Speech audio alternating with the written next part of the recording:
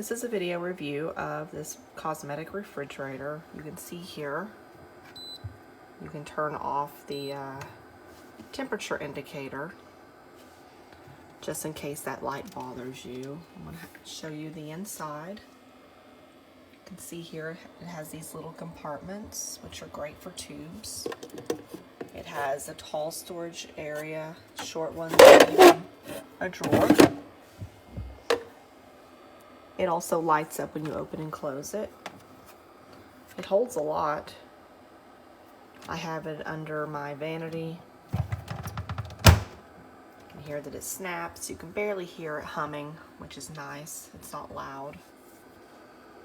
I definitely would order this again. I really like it. It's not only chilling my cosmetics, but it also has expanded my space. So that's a great